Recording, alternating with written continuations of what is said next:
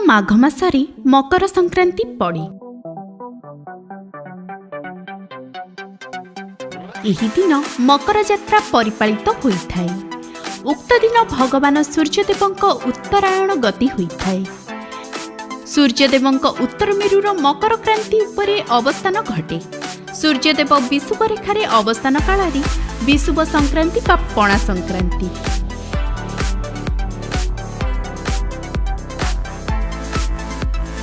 दक्षिण मेरु बा कर्कट क्रांति रे अवस्थित हेले दक्षिणाय संक्रांति श्रावण मासरे अनुष्ठित होइथाय।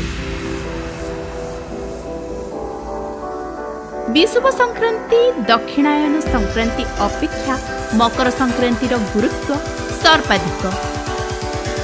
आदिवासी जनजाति एहाकु टिसु पर्व भावे मध्य पालन करा जाय। माघ मास पुण्यर महिमा अपार। दान धर्म जप तप यज्ञ सबु माघ मासरे संपन्न हेबार विधान अछि।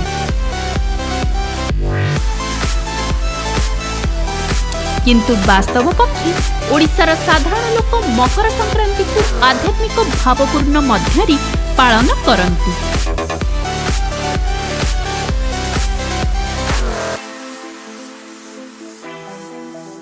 नुआ चाउल रे दूध दही छेना नड़िया मिश्री पकाई मकर चाउल करନ୍ତି।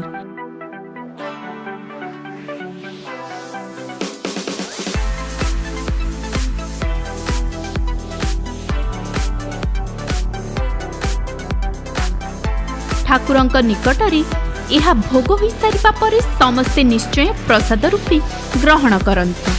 केतेक शिव मंदिर रे तो केतेक विष्णु मंदिर रे आउ केतेक सूर्यदेवंक उद्देश्य रे मकर लागि करନ୍ତି। भजन कीर्तन रे दिन बिताନ୍ତି। संक्रांति व्रत पाळुथिबा लोकमानी दिन रे थरे मात्र अरुआ प्रसाद सेवन करे। झियो माने साधारणतः एही पर्व को टिसु पर्व भावे पालन करिथांती।